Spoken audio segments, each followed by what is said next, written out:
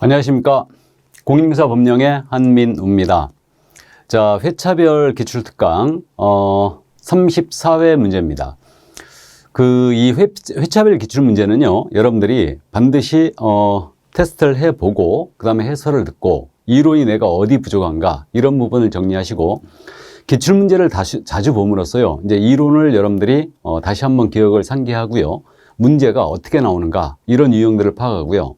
그래서 이제 우리가 어느 정도 이걸 집중하여 맞힐 수 있는지 이런 부분들을 모두 테스트하는 겁니다. 그래서 여러분들이 기출 문제지만 이제 익숙한 문제도 있고 낯선 문제도 있어요. 그러니까 이런 문제도 있구나. 내가 직접 이제 사시 문제를 봤을 때 감이 또 틀리거든요. 그러니까 여러분들이 다시 한번 이제 문제를 정리하면서 이제 반복함으로써 여러분들이 꼭 이 문제풀이 능력을 이제 성숙을 시켜야 됩니다. 자, 그래서 우리 이제 회차별 기출 문제는 이제 문제를 쭉쭉쭉쭉 제가 해설할 거예요. 그래서 이제 부족한 부분은, 내가 틀린 부분들은 그 부분을 찾아서 반드시 이론을 정리를 한번 꼭 해주시기 바랍니다. 자, 그러면 34회 문제 해설 들어갑니다. 34회 시험이 좀 어려웠죠, 그죠? 그래서 우리 최근 지금 5개년 시험 정도를 봤을 때 가장 어려운 문제가 되지 않았나 이런 생각이 조금 들고 있고요. 33회 때 문제가 좀 쉬웠죠. 그렇기 때문에 34회 때는 비교적 우리가 문제가 어렵게 나올 걸 예상했는데 어려워도 너무 어려웠고, 이른바 문제가 고급진 문제가 나온 게 아니고 장난을 치는 문제가 나왔어요. 그러니까 상당히 불쾌한 문제가 나왔다는 거죠. 이건 여러분들한테 썩 바람직한 현상은 아닌데, 그래도 우리는 이제 기출문제니까 한 번쯤 대보시고 35회가 어떻게 나올까를 예상을 한번 해보는 거예요. 그러니까 35회는 비교적 34회 때보다는 조금 낫지 않을까 이런 생각을 해보지만, 이런 문제 유형이 나왔으니까 다시 한번 그 문제 유형을 그동안의 경향과 약간 틀리다는 걸 느낄 거예요. 그래서 그 부분을 이제 유의 깊게 보시고 다시 한번 꼭 정리해 주시고요.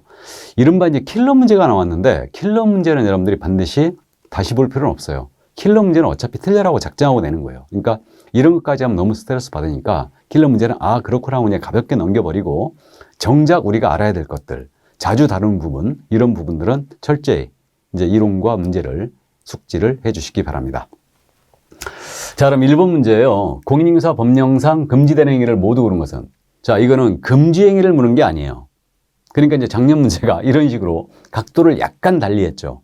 그러니까 사실 이제 이론을 깊이 있게 이해가 안 되면 문제를 살짝만 바꿔도 여러분들이 매우 어려워하거든요. 근데 이건 금지 행위를 묻는 게 아니고, 공인중개사법 전체를 통틀었을 때 금지된 행위가 뭐냐 이걸 물은 거예요, 이게.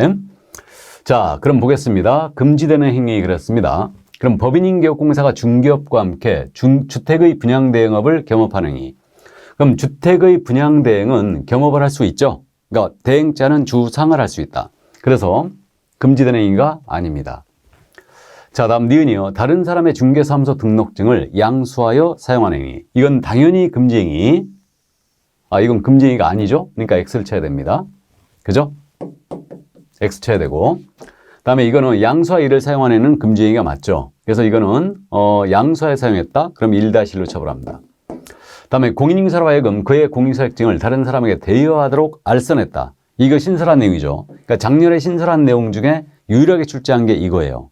그래서 알선했다. 그럼 이것은 1-1입니다. 그래서 등록증, 자격증 양도 대여하는 행위, 다른 사람에게 성명상호를 사용하여 업무하게 하는 행위 모두 다 금지되어 있죠. 그렇기 때문에 알선하는 행위는 금지된 행위예요. 맞습니다. 그럼 금지된 행위는 니은과 디귿인가요? 네, 그래서 정답은 4번이었습니다. 그래서 가볍게 보면 그냥 가볍게 보이는데 금지 행위를 물은 것 같은데 갑자기 분양대행이 나온 거예요? 그럼 이거는 이제 가볍게 그렇게 보시면 되겠습니다. 자, 그러면 2번 문제로 갑니다. 공인중개사 법령상 공인중개사 정책심의위원회에 관한 설명으로 틀린 것은 그랬습니다. 정책심의위원회요. 자, 1번입니다. 위원은 위원장이 임명하거나 위촉한다. 틀렸죠? 그래서 공인중개사 정책심의위원회 위원회 임명 위촉은 국토교통부 장관이 하죠. 위원장은 국토부 제1차관이 하는 거예요, 당연직으로. 그다음에 위원회 임명 위촉은 국토부 장관이 한다. 그래서 이것은 우리가 쉽게 알아봤습니다. 그러니까 1번 바로 틀렸어요. 정답이었고 국장이 하는 거죠. 다음에 심의사항에는 중개보수 변경하는 사항이 포함된다. 그죠? 그래서 중개보수 변경하는 사항이 포함되죠.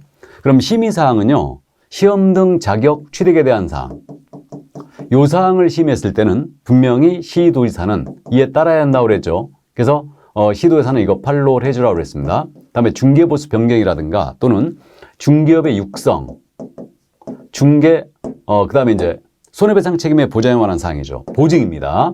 이거에 대한 사항. 그 밖에 뭐 국토부 장관이 직접 시험을 시행한다. 정책심의 의결을 사전에 거치게 돼 있고, 당연히도 시험을 시행하지 않는다. 그럼 여기 의결을 거치게 돼 있고요. 또 뭐 위원회에 대한 기피 신청 들어왔어요. 그러면 이걸 수용할 거냐 말 거냐. 상대평가로 돈다. 모두 의결 사항이에요.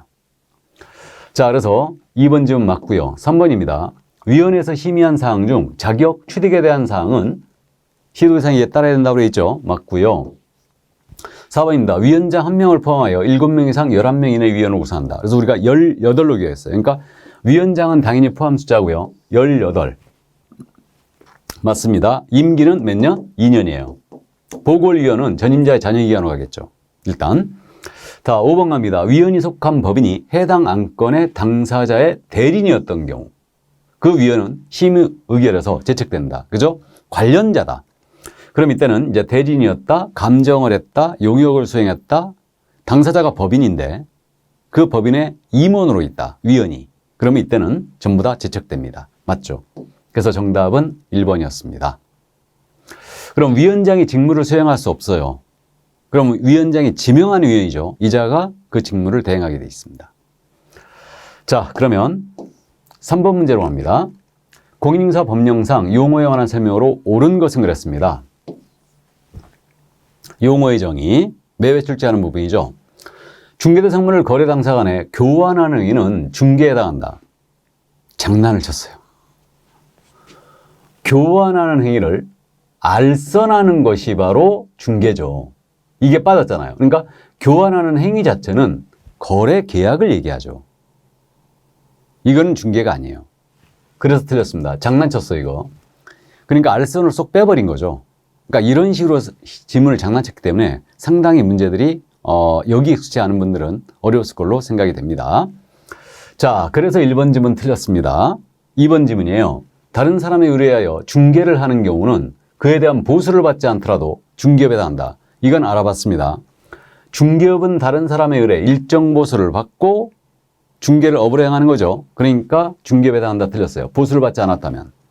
3번입니다. 개업공사인 법인의 임원으로서 공인인사인자가, 자, 공인인계사예요. 임원으로서 공인인사는 소속공사죠.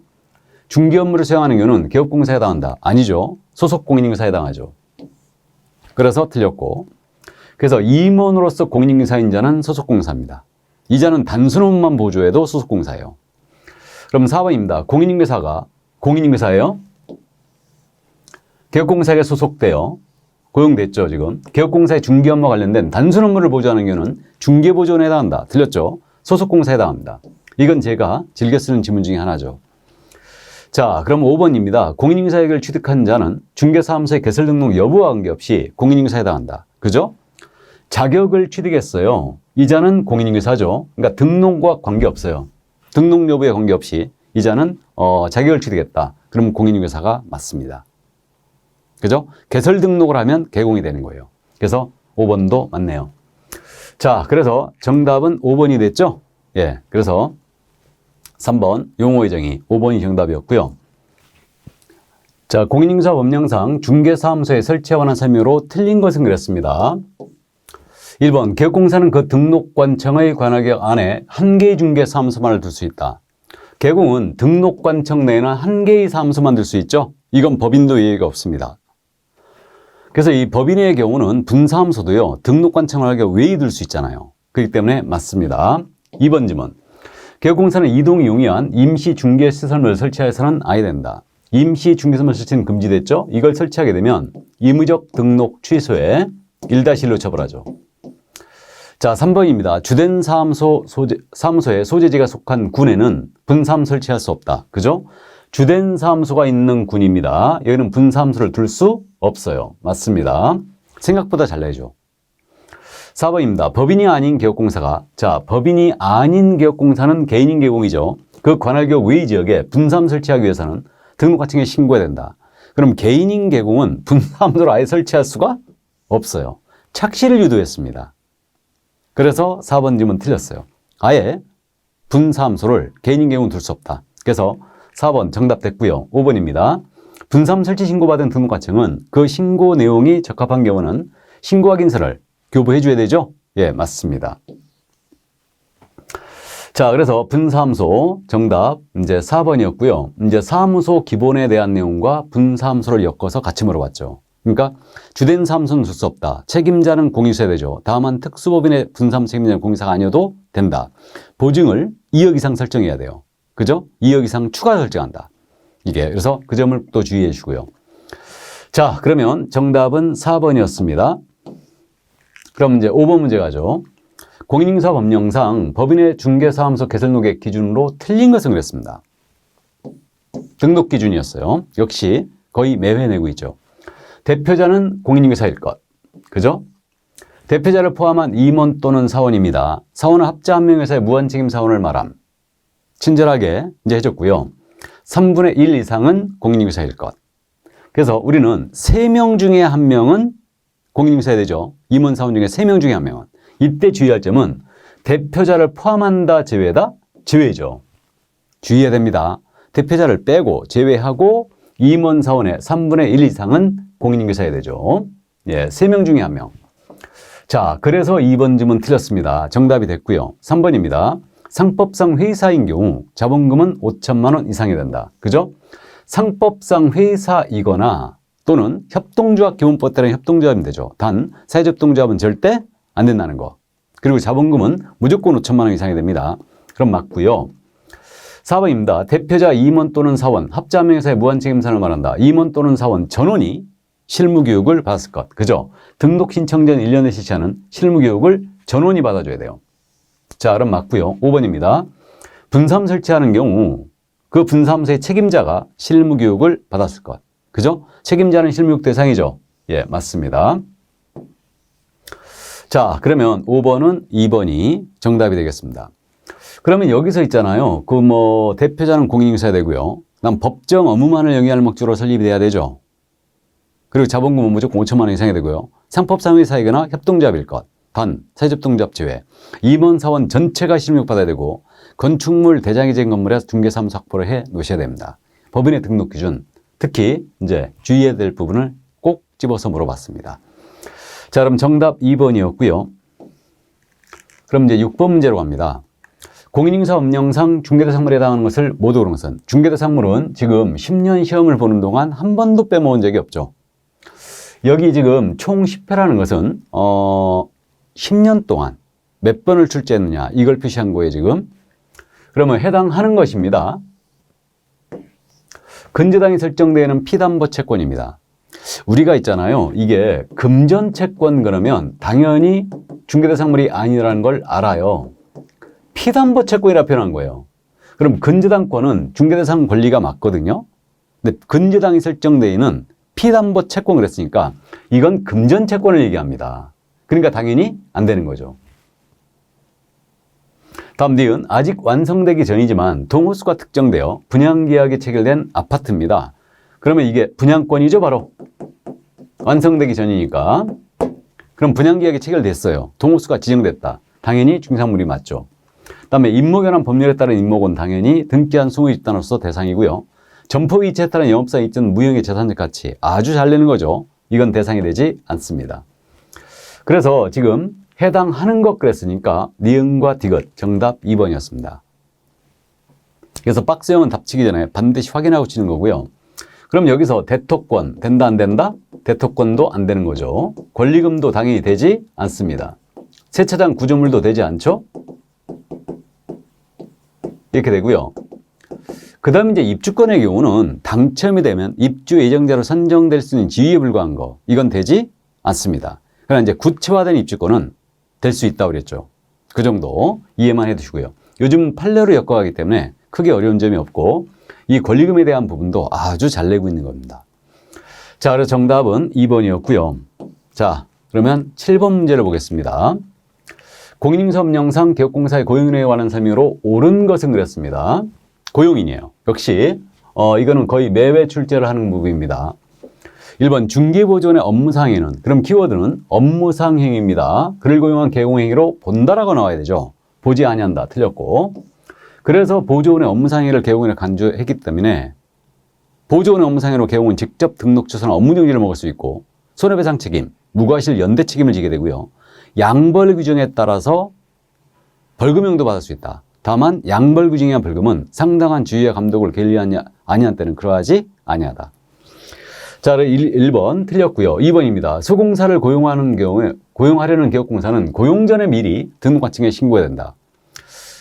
제가 즐겨 쓴 지문 중에 하나 비슷하게 출제가 됐던 부분인데 우리 고용한 때는 소공사를 고용한 때는 교육을 받도록 한 후에 그들이 업무 개시하기 전까지 등록관청에 신고하는 거예요. 이게 정상 지문이에요. 근데 고용하려는 개업공사는 고용 전에 미리 등록관청에 신고해야 된다? 아니죠. 미리 하는 거 아니에요, 이거. 고용하고 나서 교육을 받고 업무 개시 전에 신고하는 겁니다. 한민호 저놈을 고용할까? 허락받고 고용하는 거 아니에요. 그래서 2번 질문 틀렸습니다. 3번 개업공사는 중개보조원과의 고용관계 종료가 됐다. 그럼 종료가 되면 고용관계 종료된 날로부터 10일이죠. 등록관청에 신고해야 되죠. 그러면 고용신고 종료신고는요. 일단 전자문서로 할 수 있죠. 그래서 이제 종료신고는 전자문서 할 수 있다는 규정이 없지만 당연히 실무적으로 전자문서를 할 수 있고요. 고용신고는 전자문서 할 수 있다고 명문의 규정이 있죠. 그래서 전자문서로 가능하고요. 신고를 위반했잖아요. 그럼 원래 백과라고 이해하자고 그랬는데 고용신고 종료신고는 규정을 안 두는 바람에 제재를 안 두는 바람에 그 밖에 이 법 위반으로서 안 해버리면 고용신고 종료신고 안 해버리면 업무정지죠. 그 밖에 이 법 위반이 업무정지 사유 아닙니까? 그죠? 그래서 신고 위반이면 이건 업무정지다. 그러니까 보조원 고용신고 안 하다 걸리면 한 달 업무정지 문다고 했어요. 싹싹 빌면 15일로 깎아주고요. 자, 그래서 3번 지문 10일 내 신고해야 된다. 맞습니다. 그래서 3번 정답이 됐고요. 4번 개업공사가 소속공사에 고용신고할 때는 해당 소속공사의 실무교육 수료 확인증을 제출해야 된다. 우리 어떻게 얘기하겠냐면요. 고용신고할 때는 어떠한 서류도 첨부하지 않는다. 왜? 직접 확인하니까. 결격 여부 신원주에 들어가고 자격발리 수당에 확인 요청하고 교육 수료도 직접 확인해요. 그러니까 어떠한 서류도 내지 않는다고 기억하자고 그랬습니다. 이게 그럼 제출해야 된다는 틀렸어요. 일단. 다만 소공이나 보조원이 외국인이었어요. 그럼 외국인인 경우에는 이때는 결격에 해당하지 아니함을 증명할 서류를 첨부하게 돼 있죠. 그죠? 결격 미해당 서류를 첨부해야 돼요. 이때만. 이렇게 돼 있고. 그다음에 개업공사는 외국인을 중개보조원으로 고용할 수도 있죠. 이때는 결격 미해당 서류를 첨부해야 됩니다. 그래서 이것도 없다 그랬으니까 틀렸어요.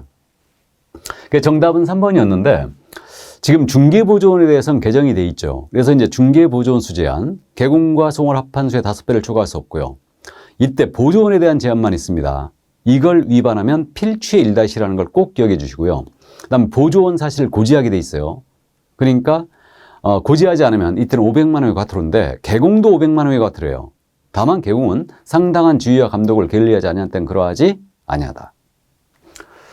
자, 그럼 8번 문제를 보겠습니다. 그래서 이제 이 부분 말씀드렸듯이 보조원수 제한을 현재 들어갔죠. 그래서 이제 이때 5배를 초과할 수 없고요. 필취의 1-1이라고 했고 보조원 고지 의무 500만 원 과태료이자 이걸 위반하면 500만 원 과태료고 개공은 감독을 다한 경우는 그러하지 아니하다. 말씀드렸습니다. 자, 그러면 8번 문제입니다. 중개사무소의 개설 등록을 위한 제출 서류에 관한 설명으로 틀린 것은 그랬습니다. 자, 이 서류 가지고는 잘 안 내거든요, 원래. 근데 우리가 기억하고 있는 서류를 냈어요. 다행히. 그러면 이게 서류는 여러분들이 어려워하지 마시고요. 등록 기준을 떠올려 보세요. 그럼 등록할 위한 서류잖아요, 지금. 그러니까 등록 요건을 떠올려 보면 일단 법인 등기상 증명서 안 낸다고 그랬죠. 법인 등기상 증명서 안 냅니다. 그 다음에 건축물 내장도 내지 않죠. 그 다음에 자격 여부 직접 확인하니까 자격증사본도 내지 않아요. 이렇게 기억했어요. 그죠? 그러면 틀린 것 그랬는데 자격증사본을 제출해야 된다. 바로 1번 정답이었어요. 이건 제출하지 않아요. 직접 확인 요청하니까. 그러나 실무교육 수료증사본 원칙적으로 내야 되죠. 다만 실무교육을 위탁받은 기관이 전자적 방법으로 확인 가능하고 조치했다. 그럼 이때는 제출을 생략할 수 있죠. 생략합니다. 그럼 2번입니다. 사용 승인은 받았으나 건축물 대한 기재하지 아니한 건물의 사무소로 확보했다. 그럼 대장 기재가 왜 지은다는가? 그 사유서 첨부하게 돼 있죠. 맞고요. 여권용 사진 내게 돼 있죠. 나중에 등록증 붙여줘야 되니까. 자, 그 다음 이제 이 부분인데 실무교육을 위탁받은 기관이 실무교육 수료 여부를 등록 같은 게 전자적으로 확인할 수 있도록 직접 조치해 놨어요. 그럼 이때는 교육수료증 사본을 제출하지 않아도 되죠. 맞습니다. 5번입니다. 외국에 주된 영업소를 둔 법인인 경우에 외국 법인이죠. 이 법인은 상법상 외국회사 규정에 따른 영업소의 등기를 증명할 수 있는 서류, 국내 영업소 등기 서류를 내야 되죠. 맞습니다. 이게 이렇게 돼요. 그리고 이제 사무소 확보 증명서를 내줘야 되죠. 다만 건축물 대장 자체는 내지 않아요. 그래서 정답은 1번이었습니다. 다행히 우리가 서류는 조금 어려워하는데 익히 알고 있는 서류를 갖고 물어봤기 때문에 문제는 나쁘진 않았습니다. 자, 그럼 이제 9번 문제를 보도록 하겠습니다. 자, 9번입니다. 공인인증서 업령상 개업공사의 부동산 중개업, 휴업 또는 폐업에 관한 설명으로 옳은 것을 모두 공개했어요. 옳은 것. 옳은 것. 휴폐업입니다. 역시 매회 거의 출제하는 부분이에요. 기억입니다. 분사무소 폐업 신고하는 경우 분사무 설치 신고 확인서를 첨부해야 한다. 주의해야 됩니다. 주된 사무소 등록증이 아니에요. 그러니까 분사무소 폐업 신고잖아요, 지금. 그러니까 분사무소 설치 신고 확인서를 첨부해 줘야 되죠. 맞고. 니은입니다. 임시는 6개월을 초과할 수 있는 휴업할 수 있는 사유에 해당한다. 그죠? 그러면 6개월 초과하는 원칙대로 6개월 못 넘기는데 부득이한 사유가 있을 때는 6개월을 초과하는 휴업이 되죠. 그럼 부득이한 사유가 질병, 징지, 취하, 그죠? 이게 있고 임신, 출산도 있고요. 기타 국토부 장관이 이에 준하는 사례로서 고시한 사항. 그럼 6개월을 초과하는 휴업이 되고 최장기한의 제한도 없다. 그러면 맞고요. 디귿입니다. 업무정지 처분을 받고 부동산 중개업 폐업 신고를 한 개업공사가 업무정지 기간 중에도 폐업할 수 있죠. 업무정지 기간이 지나지 않았더라도 중개사무소 개설 등록을 할 수 있다. 틀렸죠. 할 수 없죠. 업무정지 받고 폐업을 했잖아요. 그럼 업무정지 기간 또는 결격이에요. 그러니까 등록을 할 수가 없는 거죠. 그럼 지금 옳은 걸 하겠으니까 기억과 니은이네요. 그래서 정답은 2번이었습니다. 뭐 크게 어렵지 않게 출제가 됐고요. 휴업은 명심할게요. 3월을 초과하는 휴업할 때만 신고를 하는 거 있어요. 그리고 그 기간은 6개월 초과할 수 없습니다. 그러니까 언제나 신고할 의무가 있는 게 아니에요. 나아가 휴폐업 신고는 사전 신고라는 걸 꼭 명심합니다. 그러니까 3개월을 초과하는 휴업을 하고자 할 때, 폐업을 하고자 할 때, 기간 변경 재개를 하고자 할 때 미리 신고하는 겁니다. 명심해 주시고요. 이게. 자, 그래서 정답은 2번이 되겠습니다. 그럼 10번 문제예요. 인장 등록되어 난 셈으로 틀린 것은 출제가 역시 예상됐던 부분이죠. 인장 등록은 쉽게 우리가 맞춰버리는데 인장에 대해서는 개인과 법인을 꼭 구분하셔야 됩니다. 개인이 등록한 인장, 법인이 등록한 인장이 틀리고요. 나아가서 개인이 인장 등록하는 방법, 법인이 등록하는 방법이 틀리다 보시면 돼요. 그러니까 개인과 법인을 구분하자. 그럼 1번입니다. 개업공사는 중개사무소 개설 등록 후에도 업무를 개시하기 전이라면 중개행에 사용할 인장을 등록할 수 있다. 우리 있잖아요. 업무를 개시하기 전까지는 인장 등록해야 되죠. 그러니까 업무를 개시하기 전이라면 중개행에 사용할 인장을 등록할 수 있다 그랬는데 이거 틀린 거 아니냐. 등록할 수 있다 그랬으니까 등록해야 되는데 그렇게 생각하시지 말고 그냥 편하게 읽으세요. 문장의 문맥이 개설 등록을 한 다음에 업무를 시작하기 전이라면 인장 등록을 할 수 있잖아요. 그죠? 그러니까 업무 개시 전까지 등록해야 됩니다. 근데 이게 취지가 개설 등록 후에도 할 수 있느냐 없느냐 이걸 묻고 있는 거예요. 그렇기 때문에 1번 좀 맞습니다. 2번 질문. 소공사 인장 등록은 소공사에 대한 고용신고와 같이 할 수 있다. 그죠? 등록 신청과 같이 고용신고와 같이 할 수 있죠. 맞습니다. 3번. 분삼 사용할 인장의 경우는 상업등기칙에 따라 법인의 대표자가 보증하는 인장을 등록할 수 있다. 맞죠? 이거는 선택권을 준 거예요. 그러니까 분사무소 인장이니까 이거는 대표자 보증이 나와야 되고 보증하는 인장을 등록할 수 있다죠. 이게 체크포인트예요. 근데 주된 사무소는요. 상업등기칙에 따른 신고한 법인의 인장을 등록해야 된다. 그럼 맞고요. 4번. 소속공사가 등록해야 될 인장의 크기는 가로 세로 각각 7mm 이상 30mm 이내에 된다. 73이죠. 그러면 소공이 등록할 인장은 성명이 나타나는 것으로서 가로 세로 각각 73 범위 내에 들어와야 돼요. 맞습니다. 5번 지문. 소공사가 등록한 인장을 변경한 경우는 변경일로부터 10일 내에 변경 인장을 등록해야 된다. 이거 아시죠? 10일이 아니고 7일. 인자야 전등소등. 인장의 변경 등록 7일. 그러니까 7일까지 인자야 전등소등이에요. 10일까지 사교협회 조사 종료 통보입니다. 그래서 정답 5번이었어요. 틀렸습니다.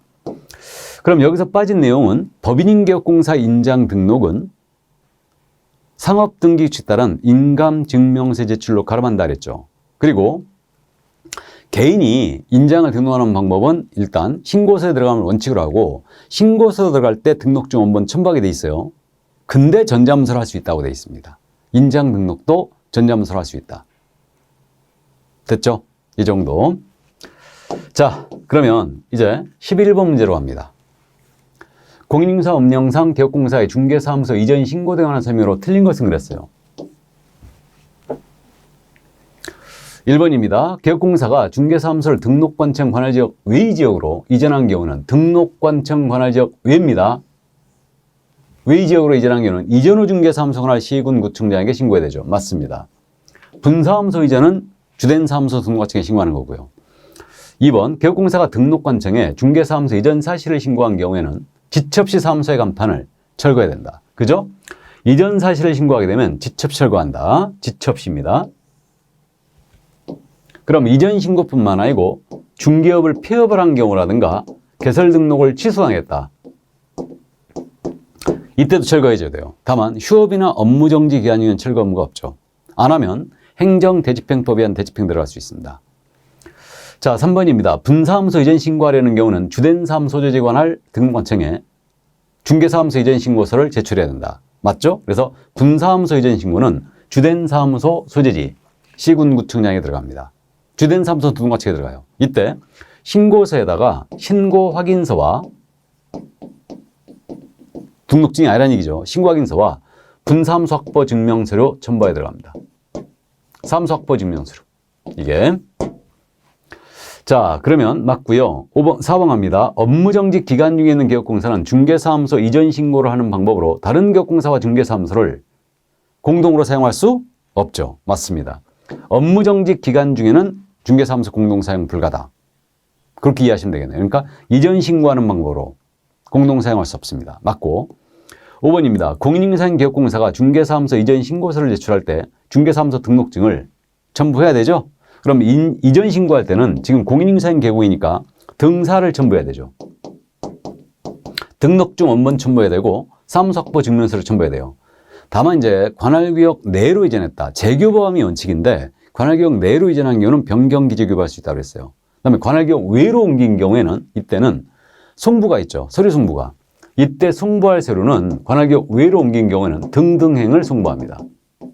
등록대장, 등록신청 서류, 그리고 1년간의 행정처분 서류 및 행정처분 절차가 진행 중이었다. 관련 서류를 다 보내줍니다. 그래서 등등행을 송부하게 돼 있고 행정처분은 이전 후 등록관청에 행하게 되죠.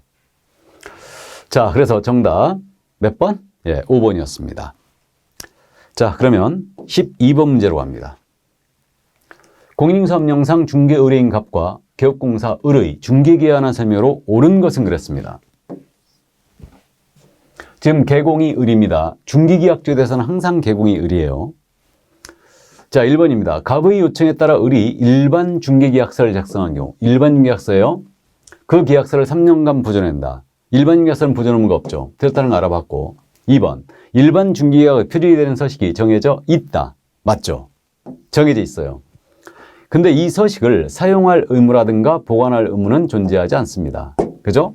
그리고 국토교통부장관은 일반 중개계약의 표준 서식을 정하여 그 사용을 권장할 수 있다. 이렇게 돼 있죠. 그래서 일반 중개계약 서식이 정해져 있어요, 현재. 그럼 2번 정답 나왔어요. 자, 3번입니다. 전속중개계약은 법령이 정한 계약서에 의하며, 맞죠? 전속계약서를 작성해야 돼요. 안 하면 업정입니다. 을이 서명 및 날인하다. 틀렸죠? 전속중개계약서는 서명 또는 날인이에요. 우리가 서명 및 날인할 서류는 기억하고 있어요. 확인설명서와 거래계약서입니다. 그러니까 일단 틀렸고, 소공사가 있는 경우는 소공사가 함께 서명 날인다. 아니죠. 우리 소공사는요, 전속중개계약서에 아예 서명 날인 의무 자체가 없어요. 소공이 서명 날인 의무가 있는 게 확인 설명서와 거래계약서뿐이에요. 그것도 서명 및 날인입니다. 그 두 가지만 딱. 나머지 서류는 소공은 아예 의무가 없어요. 아예. 됐죠? 그럼 개공이 서명 및 날인할 서류도 두 가지뿐이다. 확인 설명서 거래계약서뿐이고 나머지는 모두 또는이에요. 그래서 소공은 서명 날인할 의무가 자체가 없다. 그래서 3번 틀렸고 4번 전속계약의 유효기한은 갑거리 별도로 정하더라도 3개월을 초과할 수 없다. 별도로 정하면 3개월 넘길 수 있죠? 예, 틀렸다는 거 알아봤고 4번 전속계약을 체결한 갑이 그 유효기한 내에 스스로 발견한 상대방과 거래했어요. 스발상이에요? 아주 잘 묻는 거죠 이거. 그러면 중개보수에 해당한 금액을 을에게 위약금으로 지급해야 된다. 틀렸죠? 맞아. 중개보수의 50% 범위 내에서 을에게 소요비용을 지급하는 거지 위약금이 아니죠 이것도. 다른 개호한테 의뢰하여 거래했다든가 또는 개공을 배제하고 몰래 지하담을 직거래했다. 그때는 위약금이죠. 중개보수에 해당한 금액으로. 근데 이거는 이제 스발성과 거래했기 때문에 중개보수 50% 범위 내에서 소요비용을 지급하는 거죠. 그래서 5번도 역시 틀렸습니다. 그 정답은 2번이었어요. 그러면 지금 현재 이 전속계약 지도에서 보면요. 이제 34회 때, 이 부분에 대해서 지금 공개할 정보를 묻지 않았습니다. 그러니까 공개할 정보를 준비를 하고 있어야 되죠. 그래서 이 공개할 정보라는 것은 임대차의 경우 공시가를 공개하지 아니할 수 있다죠. 그럼 매매의 경우는 공시가를 공개해야 돼요. 근데 임대차의 경우는 공시가를 공개하지 아니할 수 있다. 그다음에 권리자의 주소명 등 인적사항 정보는 공개 금지라는 건 알아요? 이렇게 돼 있고 그 다음에 이제 수세 있죠. 중개 보수 및 실비의 금액과 산출 내역. 수세는 공개할 정보에 들어가 있지 않아요. 그러니까 우리는 공개할 정보는 별도로 암기하지 않고 확인 설명사항과 차이점만 딱 기억하고 있는 겁니다. 그래서 이것을 이제 준비를 하고 가셔야 됩니다. 그 다음에 이제 전속업자는 정보 공개해 줘야 되죠. 그럼 비공개 요청이 없나 며칠 내에 공개한다? 7일. 같이 기억하시고. 그 다음에 이제 일간신문이라든가, 정보망, 부동산 거래조망에 공개를 해줘야 돼요. 이렇게. 그래서 이제 공개한 내용은 또 지체 없이 문서로 통지하게 돼 있죠. 업무 처리 사항은 2주일 이상 문서로 통지하게 돼 있고요. 그래서 그런 부분들을 우리는 준비를 하셔야 됩니다. 자, 그러면 이제 13번 문제를 보겠습니다. 부동산 거래 신고되는 법령상 부동산 거래계약 신고서의 작성 방법으로 틀린 것은 그랬습니다. 자, 신고서 작성 방법도 아주 출제 빈도가 잦은 부분이에요. 그래서 최근 10년 동안 무려 8번을 출제했죠. 원래 우리가 실무감 바로 해야 되기 때문에 역시 이것도 이제 우리가 매번 이해를 꼭 하고 있어야 되는데 1번 관련 필지 등 기재사항이 복잡한 경우는 다른 용지에 작성하여 간인처로 의한 후 첨부한다. 당연한 얘기죠. 복잡하면 다른 용지에 작성한 다음에 간인 첨부하면 되죠. 2번 거래상의 종류 중 공급계약이에요. 공급계약은 최초의 분양계약이라고 그랬죠. 그럼 시행사 또는 건축주 등이 최초로 부동산을 공급하는 계약을 말한다. 그죠? 예, 맞습니다. 3번입니다. 계약 대상 면적란에는 아주 잘 묻는 거죠. 실제 거래 면적을 계산해 적되 집합 건축물이었어요. 주택 건축물이 아닌 건축물이에요. 그럼 집합 건물이 아니었다? 그러면 이건 연면적을 적게 돼 있죠. 근데 집합 건축물은 전용 면적만 적습니다. 자, 4번입니다. 거래상 종류 중 임대주택 분양 전환이에요. 이거는 법인이 아닌 임대주택 사업자가 임대 기한이 완료되어 분양 전환한 주택인 경우에 V 표시한다. 이거 있잖아요. 법인이 아닌 임대주택 사업자. 이게 틀렸죠. 법인인 임대주택 사업자예요. 임대 기한이 만료돼서 분양 전환한 주택을 말합니다. 그래서 4번 질문 틀렸어요. 이거는. 그래서 4번 정답이 됐고요. 이제 안 보였습니다. 잘. 그래서 이 문제가 좀 어려웠죠. 다음에 전매계약, 분양권 입주권의 경우 물건별 거래가격 나는 분양가격 발코니, 확장 등 선택비용 및 추가 지급액 등을 각각 적되 각각의 비용에 대한 부가치수가 있는 경우 이를 포함한 금액으로 적는다. 이건 알아보셨죠? 그래서 이제 33회 때도 이거 물어봤던 부분인데 일단 공급계약과 전매계약은 금액 적을 때 부가세를 포함한 금액을 적는다. 그 밖에는 부가세를 제외한 금액을 적어요. 그럼 여기서 지금 빠진 내용이요. 외국인의 경우는 만약에 그 매수인이었다. 외국인이. 그러면 매수 용도를 꼭 적게 돼 있고 외국인은 국적도 꼭 적어야 됩니다. 그다음에 외국인인데 이분이 국내 주소나 거소가 없다. 그러면 이때는 위탁관리인의 인적사항을 기재하게 돼 있어요. 그죠? 그래서 정답은 4번이었습니다. 자, 그러면 조금만 쉬었다 할까요? 예, 잠시 쉬도록 하겠습니다.